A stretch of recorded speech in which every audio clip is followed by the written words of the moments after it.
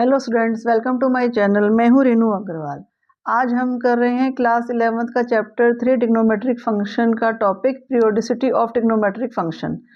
अब ये समझते हैं क्या पीरियोडिसिटी क्या होती है और हम इसे कैसे हमें पता चलता है कि कौन सा पीरियोडिसिटी का मतलब होता है कि कोई ट्रिग्नोमेट्रिक फंक्शन कब रिपीट हो रहा है, बार बार कब वो रिपीट हो रहा है, अपनी दोबारे वो वैल्यू कब फाइंड कर रहा है।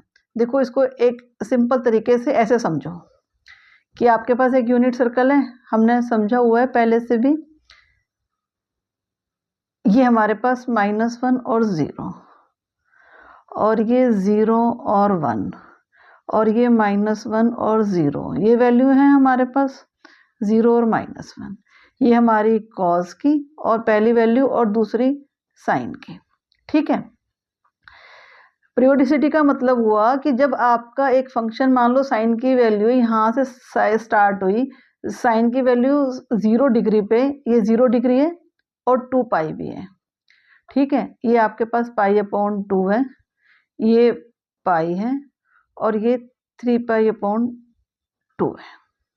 ठीक है, ये फंक्शन यहाँ से स्टार्ट हुआ, कोई भी आपकी वैल्यू साइन की यहाँ से स्टार्ट हुई और ये ऐसे घूम के पूरा एक राउंड लगाएगी तो दोबारा इसकी वैल्यू 0 आ जाएगी। इसी को हम पीरियोडिसिटी कहते हैं। अब इसको समझो, जैसे कि हमने कहा साइन कब कब अपने आप को रिपीट करता है, कब वो वैल्यू रिपीट होगी उसकी, एक 2 पाई पे या 2πn, माने कि उसके कितने भी हम नंबर जोड़ लें, 2πn। n यहाँ पे क्या है, एक इंटीजर है। ठीक है, आपने कहा कि 1 इसको लिया तो मतलब 3 पाई पे रिपीट होगी, 4 पाई पे रिपीट होगी, ऐसे वो रिपीट होती चली जाएगी उसकी वैल्यू। मतलब जब भी उसके साथ में आपने 2 के साथ में करते जाएंगे उसकी वैल्यू को, वो रिपीट करता चला जाएगा। ठीक है, मतलब 2 पाई आप ऐसे करेंगे कि आपने यहाँ पे 1 किया तो मतलब 2 पाई, एक 2 पाई वापस आया, फिर दूसरा 2 पाई, आपने यहाँ से सर्कल स्टार्ट हुआ, ये एक पूरा राउंड लगाया।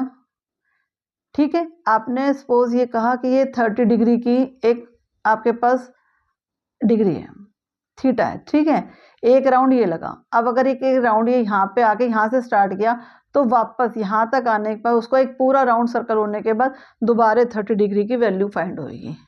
अब इसको एक एग्जाम्पल से समझ लेते हैं कि हम कैसे करेंगे इसको। देखो, आपको ये पता है कि साइन 30 डिग्री की वैल्यू आपके पास क्या होती है, 1/2। इसको हम π/6 भी कहते हैं, समझ रहे हैं।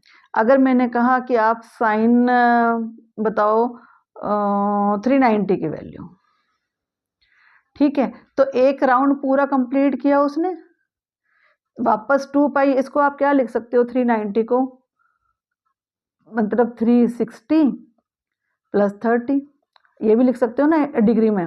और वैसे हमारे पास क्या, 360 का मतलब क्या हो गया, 2 पाई, और 30 का हमने कहा π/6। ठीक, इसका मतलब 2 पाई का वापस एक पूरा उसने राउंड कंप्लीट किया, यहाँ से स्टार्ट किया और एक पूरा राउंड कंप्लीट करके वापस वो 30 डिग्री पे आ गया। तो हम इस 2 पाई का हमारे पास 0 हो गया, π/6 की हमने वैल्यू फाइंड कर दी 1/2। तो हमारे पास साइन 390 की डिग्री वैल्यू क्या आ जाएगी, 1/2। ठीक है, इसी को हम पीरियोडिसिटी कहते हैं कि पूरा एक राउंड उसने कंप्लीट किया, उसके बाद वो तो खत्म हमारे पास, और हम इसको ब्रेक करके इसकी वैल्यू को ये बता सकते हैं। अब इसके बाद जैसे हम कहें कॉस की क्या है, कॉस एक्स को मान लो, आपने कॉस एक्स की भी क्या होती है, सेम 2 पाई या 2πn, कितने भी n मतलब कितने भी उसके 2 पाई बनते जाएं, एक 2 पाई, 2 2 पाई, 3 2 पाई, ऐसे करके। ठीक है, वापस हमारे पास वैल्यू वो रिपीट हो जाएंगी। जैसे हम कोस के लिए ले लेते हैं, हमने कोस के लिए लिया 1470, मतलब डिग्री है हमारे पास, हम इसको क्या लिख सकते हैं, 1440 + 30 डिग्री। ठीक है, अब इसको अगर हम 360 में ब्रेक करें तो हमारे पास आ जाएगा 360 × 4 और +30 डिग्री। हम ऐसे भी इसको लिख सकते हैं। ये कॉस सब चल रहा है आपके साथ में, यहाँ पे भी साइन सब चल रहा था, ये ध्यान रखना है। ठीक है, इसको 360 का मतलब क्या हो गया आपके पास, 2 पाई, n यानी 4 हमारे पास n है ना, इंटू 4, मतलब 2 पाई के 4 राउंड। अगर आपने ये 2 पाई के राउंड बना रहे हो तो देखो, एक राउंड ये पूरा यहाँ से स्टार्ट किया, एक राउंड ये पूरा, एक राउंड ये पूरा कंप्लीट किया, फिर एक राउंड और कंप्लीट किया, फिर एक राउंड और कंप्लीट किया, और एक राउंड और कंप्लीट किया। तो वापस वैल्यू वही आती जा रही है ना, सेम सेम यहीं पे। और आपके पास उसके बाद 30 डिग्री, 30 डिग्री की आपको वैल्यू पता ही है क्या होती है, बताओ, √3/2 आपको पता है। तो ये तो खत्म, हमारे पास इसकी वैल्यू क्या आ गई, √3/2। ठीक है, इस तरह से हम इसको कंप्लीट कर लेते हैं। अब ऐसे ही हम और भी निकाल सकते हैं। अब आप क्योंकि साइन का उल्टा क्या होता है, कोसेक, देखो कोसेक की निकालो। कोसेक की रिपीटेशन क्या होगी, यही सेम 2 पाई या 2 पाई n। अब कोसेक के लिए हम ले लेते हैं कि 780 डिग्री सपोज। तो हमने 780 डिग्री को हम क्या लिखें कि 720 प्लस 60 डिग्री। ठीक है, 720 का मतलब क्या हो गया, 2 पाई इंटू 2 प्लस 60 डिग्री, या 60 डिग्री कहेंगे या फिर हम कहेंगे π/3। ठीक है, यहाँ पे भी 30 डिग्री को π/6 लिख लीजिएगा, हाँ, या π/6 कहें या π/3। ठीक है, तो यहाँ पे वही चीज़ हो गई, एक सर्कल दूसरा सर्कल वापस आ गई वैल्यू, और उसके बाद π/3 की आपको वैल्यू पता है कोसेक की, 2/√3। ठीक है, यही प्रियोडिसिटी है कि वापस कब वो सर्कल अपना कंप्लीट करके अपनी वैल्यू को रिपीट करता है। अब सेक को कहें, सेक किसका उल्टा है, कोसेक, कॉस का। तो सेक की वैल्यू भी हमारे पास यही है, सेम चल रहा होता है, पीरियोडिसिटी इसके पास 2 पाई n। ठीक है, सेक के लिए हमने ले लेते हैं, हम सेक को ले लेते हैं 390 ले लेते हैं, 390 ले लेते हैं। तो इसको लिख लेते हैं 360 प्लस 30। ठीक है, 360 का मतलब 2 पाई, एक राउंड कंप्लीट किया, और प्लस π/6। ठीक है, अब π/6 आपके पास 2 पाई तो खत्म हो गया। ठीक है, और π/6 की आपके पास वैल्यू आ गई 2/√3। तो सेक की वैल्यू आ गई 2/√3। तो यहाँ हम इसकी वैल्यू को बता सकते हैं, 2/√3 हमारे पास ये वैल्यू आ गई। ठीक है ना, यहाँ ये सब ऐसे कर लो, आपको याद रहेगा ये सब चीज़ें। ठीक है, हम इस तरह से इसकी वैल्यू को फाइंड कर सकते हैं। अब आ जाते हैं हम tan और cot पे। tan और cot की क्या है वैल्यू, ये देखो, tan कब रिपीट करता है, पाई पे। ये ध्यान रखना है, ये 4 करेंगे आपके पास 2 पाई और 2 पाई n पे, और n और cot करेंगे पाई और n पाई पे। तो पाई और n पाई, मतलब पाई ये आपके पास 180 डिग्री पे, 360 पे ये 4 कर रहे हैं, 180 पे tan और cot करेंगे। 180 डिग्री पे आके दोबारा यहाँ पे दोबारा 180 डिग्री आएगा, तो वापस वो अपनी वैल्यू को रिपीट करते चले जाएंगे। ठीक है, अब हम tan के लिए ले लेते हैं 150 डिग्री ले लेते हैं, नहीं 210 लेते हैं, ताकि आपको समझ में आ जाए। क्योंकि माइनस वाला भी मैंने सिखाया नहीं, माइनस वाला समझाऊंगी कि माइनस और प्लस जब हम करते हैं तो हम वैल्यू कैसे फाइंड करते हैं। पहले आप पॉजिटिव में समझ लो, फिर नेगेटिव में जाएंगे। तो हम इसको लिख सकते हैं tan को 180 प्लस 30 डिग्री। ठीक है, अब tan 30 की डिग्री आपको पता है क्या होती है, बताओ बताओ, अब तो पता ही है अब तो। ठीक है ना, तो 1/√3 आप आराम से ऐसे फाइंड कर लोगे। अब cot की भी यही करेंगे, ये अभी माइनस प्लस में नहीं जा रहे हम, माइनस प्लस में जब सीखेंगे तब वो भी समझाएंगे कि कैसे करते हैं हम उसको फाइंड। ठीक है, अब हमने cot के लिए भी हमारे पास पाई और n पाई है। ठीक है, cot को हम ले लेते हैं 570। ठीक है, अब 570 को क्या लिखें, 540 प्लस 30।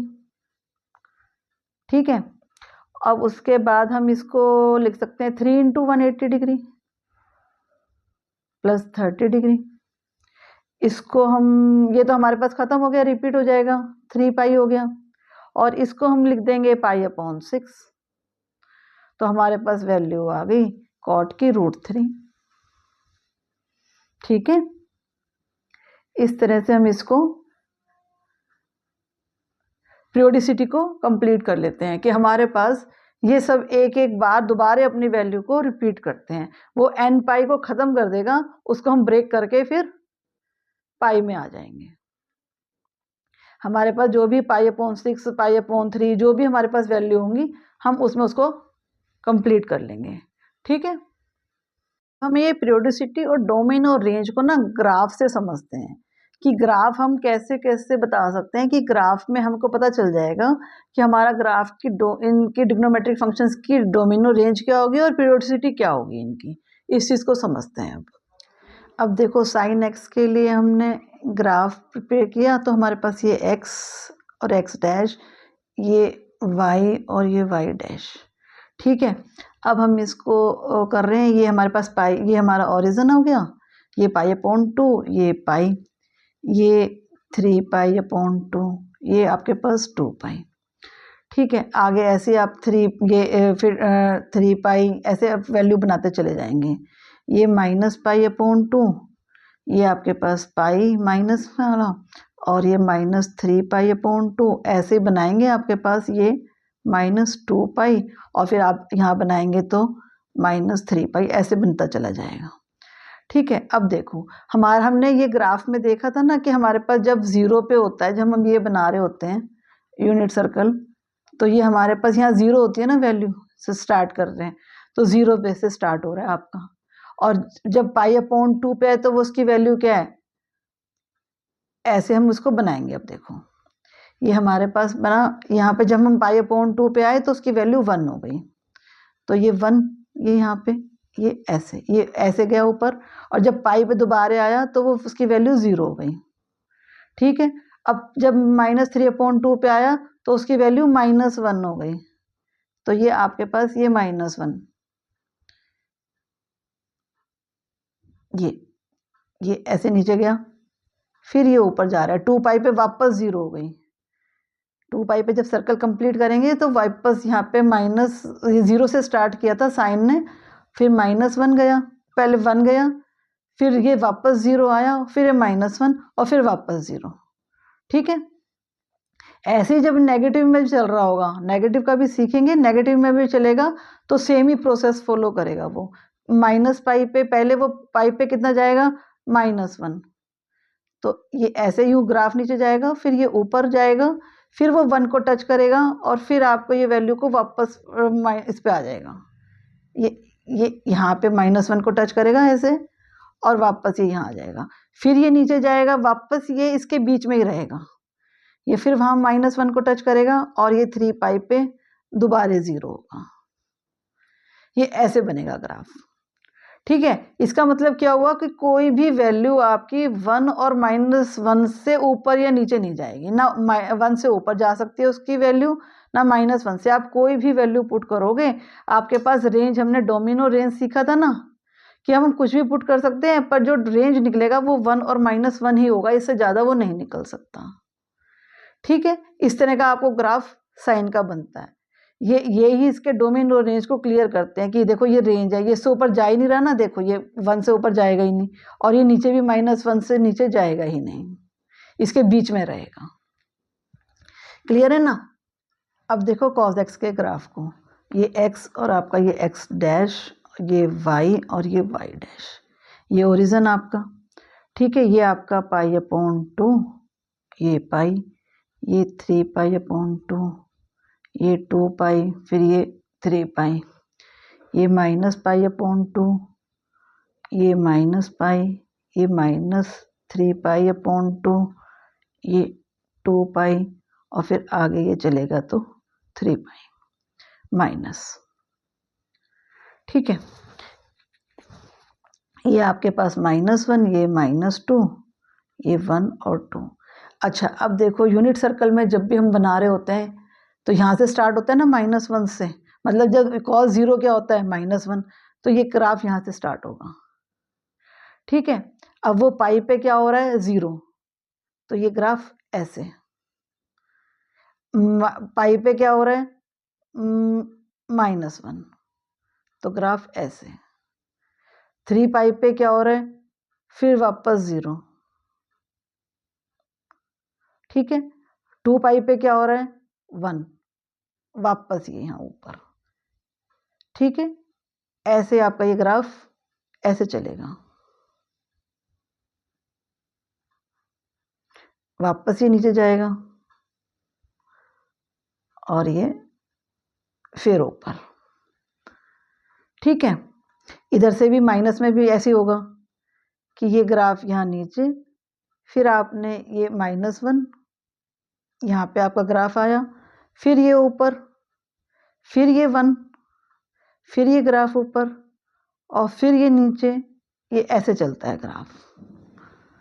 ठीक है, ये आपका कॉज होगा, क्योंकि यहाँ पे भी देखो आप, ये कोई भी -1 से नीचे नहीं जाएगी वैल्यू और ये +1 से ऊपर नहीं जाएगी वैल्यू, इसके बीच में रहेगा आपका ग्राफ भी। और क्यों, क्योंकि आपके पास डोमेन और जो रेंज है वो यही बताते हैं कि जो रेंज है वो उसकी -1 और 1 के बीच में रहेगी कॉस की। आप कोई भी वैल्यू पुट करो, चाहे पाई/2, माइनस में, नेगेटिव, पॉजिटिव, कुछ भी आप वैल्यू पुट करोगे, आपके पास जो रेंज निकल के आएगी वो -1 और 1 के बीच में ही रहेगी और कहीं नहीं जाएगी। ये 1 था और ये -1, उल्टा लिख दिया मैंने आपको। हाँ, ये 1 और ये -1 -2, पॉजिटिव ऊपर होता है। हाँ, तो इसके बीच में रहेगी और कहीं नहीं, इसके वैल्यू कहीं भी रेंज इसके अलावा कहीं भी नहीं होगी। इन दोनों ग्राफ में एक चीज़ ये नोटिस और करो कि देखो, पीरियोडिसिटी का मतलब हुआ कि वापस वो वैल्यू रिपीट कर रहा है, वापस ग्राफ ऊपर नीचे वहीं हो रहा है। कब कब हो रहा है, 2 पाई पे देखो, ये 2 पाई पे वापस वहीं आ रहा है, घूम के पूरा एक राउंड लगा के वापस यहीं आ रहा है, नेगेटिव पॉजिटिव दोनों में। इसमें भी ऐसे ये देखो, वापस वैल्यू रिपीट कर रही है अपनी। 1 से थी तो -1 पे ये थी ना, देखो -1 थी तो इस पे भी 2 पाई पे भी 1 ही है। ठीक है ना, -2 पाई पे भी 1 ही है। आप देखो 0 पे -1 है तो पाई पे भी -1 है, पूरी वैल्यू रिपीट कर, ये इस पे भी रिपीट कर रही है वैल्यू। 0 थी यहाँ पे तो यहाँ पे भी 0 है, 2 पाई पे भी सेम रिपीट करेंगी वैल्यू सारी, आपको इस चीज़ को नोटिस करेंगे। अब 10x के ग्राफ को देखते हैं। y डैश, ये आपका ओरिजिन, ये वही π/2 पाई। अब देखो, हमें पता है ना, आपने ये टेबल भी देखी थी कि हमारा क्या होता है, 90 पे नॉट डिफाइंड, 270 पे नॉट डिफाइंड, 0 पाई पे 0 है आपके पास, 0 पे और 2 पाई पे, और 180 डिग्री पे 0 है। तो देखो, अगर पाई हमारे पास 0 है तो 0 यहाँ से स्टार्ट हो रहा है। हमने इसको नॉट डिफाइंड का मतलब हुआ हमें पता नहीं ग्राफ कहाँ जा रहा है हमारे पास। तो अगर हम π/2 के लिए बना रहे हैं तो पहले हम इसको एक ऐसे बना लेते हैं ताकि हम ये शो कर सकें कि वो नॉट डिफाइन है। π/2 पे देखो, आपको ये पता ही नहीं चलेगा ग्राफ कहाँ जा रहा है। नॉट डिफाइन का मतलब ये नहीं पता कि उसकी वैल्यू हम फाइंड नहीं कर सकते। ठीक है ना, तो हम इसको ऐसे क्लियर करते हैं। देखो, ये आपके पास पाई हो गया, ये -3 π/2 और आपके पास ये फिर 2 पाई, इसको ऐसे कर लेंगे।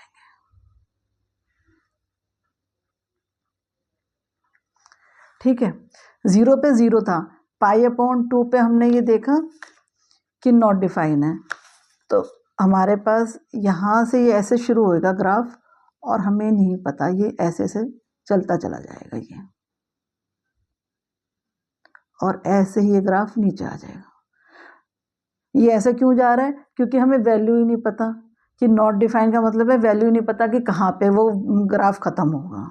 ऐसे ही आप देखो 270 यानी 3 π/2 पे भी नॉट डिफाइन है और 180 पे वो 0 है, तो 180 यानी पाई पे 0 है और वो ऐसे ही π/2 पे हमें नहीं पता कि कहाँ जा रहा है ग्राफ। और हमारा ग्राफ ऐसे बन जाएगा। ठीक है, ये ग्राफ ऐसे बनता है tan का। या आपको यही नहीं पता होगा कि π/2 पे या 3π/2 पे वो वैल्यू क्या है। हमें पता है पाई पे, 0 पे, -π पे वो 0 है उसकी वैल्यू। क्लियर है? अब हम बनाते हैं cot x का। देखो, ये आपका ओरिजिन, ये π/2, ये पाई, ये 3π/2, ये 2π, और ये -π/2, ये -π, ये -3π/2, ये -2π। ठीक है, हमें ये पता है tan का रिवर्स होता है, तो पहले हम ये बना लेते हैं इसको। अब कॉट के टेबल को देखो, कॉट के टेबल में क्या है, 0 पे नॉट डिफाइन है और 180 पे, मतलब हम जब 0 होगा तो हमें नहीं पता होगा, और जब पाई होगा हमारे पास तो हमें नहीं पता कि वैल्यू क्या है। पर π/2 पे वो 0 है, π/2 पे वो वैल्यू 0 है। तो हम ग्राफ को ऐसे ही शुरू कर रहे हैं कि हमें ये नहीं पता कि हम 0 पे हमारी उसकी वैल्यू क्या है। ये अपना ग्राफ ऐसे आपका बन जाएगा। ठीक है, ये ग्राफ ऐसे, ये ग्राफ ऐसे आपके पास बन जाएगा। ये देखो, ये हमारा cot x का है, हमें पता है। हाँ, वैल्यू 0 पे हमें नहीं पता, हमें π/2 पे पता है 0 है, 3π/2 पे पता है 0, ऐसे नेगेटिव में हमें पता है -π/2 पे वो 0 है, -3π/2 पे वो cot x की वैल्यू 0 है। ये हम अपनी इसको टेबल से भी देख सकते हैं, हमें डोमेन रेंज भी पता है, हमें पीरियोडिसिटी भी पता है कि वो कब रिपीट करता है। तो सारी चीज़ों को आप कंबाइन कर लो, क्या क्या आपके सामने पिक्चर क्लियर हो जाए कि ऐसा नहीं है कि अब वैल्यू है तो अलग कुछ चल रहा है, या हम डोमेन रेंज पढ़ रहे हैं तो हम कुछ अलग पढ़ रहे हैं, या हम जब पीरियोडिसिटी पढ़ रहे हैं तो वो सब अलग चीज़ें। सब एक साथ ही एक ही सब चीज़ें हैं, आपस में इंटरकनेक्ट हैं, सब एक ही चीज़ को रिप्रेजेंट कर रहे हैं। उसको करने का अलग अलग तरीका है, वो टेबल के फॉर्म में, ये ग्राफ के फॉर्म में, वो हम सम के इक्वेशन के फॉर्म में लिख रहे होते हैं। क्लियर है? अब sec x के ग्राफ को देखो, ये x डैश, ये आपके पास y, और ये y डैश, ये π/2, ये पाई, ये 3π/2, ये 2π, ऐसे ही -π/2, -π, -3π/2, 2π। अब इसको बनाने के लिए देखो, हम पहले तैयार कर लेते हैं। देखो, अपनी टेबल को देखो कि sec x पे क्या हो रहा है कि 0, जब 0 डिग्री या 2π पे वो 1 है, तो आपके पास ये 0 डिग्री है यानी 1 यहाँ पे होगा, और कब नॉट डिफाइन है वो π/2 पे और 3π/2 पे। ठीक है ना, तो ये π/2 पे आपका नॉट डिफाइन हो रहा है, तो आपका जो ग्राफ है वो ऐसे बनेगा। पता ही नहीं वैल्यू कहाँ जा रही है π/2 पे। ठीक है, ग्राफ ऐसे बनेगा कि आपको ये नहीं पता कहाँ पे वैल्यू आपकी फाइंड हो रही है। 3π/2 पे आपका ये यहाँ पे बस 1 पे आके ख़त्म हो जाएगा, ऐसे ही यहाँ पे आपका चल रहा है। ये 1 से नीचे जाएगा ही नहीं, 0 इसकी वैल्यू कभी आती ही नहीं है, ये ऐसे ख़त्म हो जाएगा। ठीक है, नेगेटिव में भी यही चीज़ होगी इसके पास कि ये आपके पास वैल्यू -1 से नीचे आएगी ही नहीं, ऐसे ही यहाँ पे। ठीक है,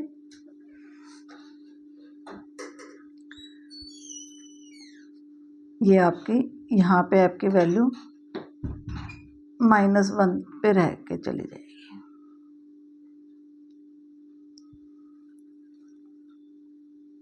हाँ, ये यहाँ नहीं, ये हाँ यहाँ नहीं, ये यहाँ होना चाहिए था। हाँ, ये यहाँ पे -1 होगा ना, हाँ ये ऐसे वैल्यू हो जाएगी, यहाँ वाला नहीं। ठीक है, क्योंकि हमारे पास -π पे भी -1 वैल्यू है। हाँ, तो ये ऐसे ग्राफ बनेगा इसका। ठीक है, क्लियर हो गया? वही आपके टेबल के साथ में इसे मैच करो, ग्राफ के साथ में या डोमेन रेंज, एक ही बात है। अब देखो कॉसेक एक्स की, इसमें भी देखो वही वैल्यू आ रही है आपके पास। जब नॉट डिफाइन कब है वो 0 पे, तो हमें ये पता ही नहीं कि वैल्यू क्या रहेगी। ये 1, ये 2, ये -1 -2, तो यहाँ पे ये भी 0 कभी नहीं आता। कॉसेक एक्स भी 0 इस पे आ जाएगा 90 पे, आप नहीं, ये तो नहीं, 1 पे आ जाएगा, 1 तक रहेगा, कभी 0 नहीं आती, क्योंकि 0 आ गया तो नॉट डिफाइन हो जाएगा। ठीक है, तो हमारे पास ग्राफ ऐसे बनेगा। ये जब ये नेगेटिव में होगा तो आपके पास -1 तक वैल्यू आएगी बस। तो ये ठीक है, वैल्यू रिपीट होती चली जाएंगी, वो भी आपको पता ही है। ये -1 π/2, -π/2 पे -1, प्लस में है तो आपके पास ये वैल्यू यहाँ पे बस आधा ही बनेगा मेरे पास। हाँ, ये देखो, ये आपके पास 1 तक की वैल्यू रहेंगी और आपके पास ग्राफ ऐसा बन जाएगा। ठीक है, आप इस चीज़ को टेबल से, डोमेन रेंज से, पीरियोडिसिटी से, ग्राफ से, सब से कनेक्ट कर सकते हो। ओके, अब हमारे पास ये सारा टॉपिक कॉन्सेप्ट क्लियर हो गया है। अब हम एग्जांपल्स करेंगे, या एक हमारे पास एक टॉपिक और है इवन ऑड का, उसको करते हैं। फिर उसमें से आपको साइन को क्लियर कर देंगे, कब पॉजिटिव और कब नेगेटिव साइन क्लियर होते हैं। उसके बाद फिर हम एग्जांपल और एक्सरसाइज करेंगे। Okay, thank you for watching.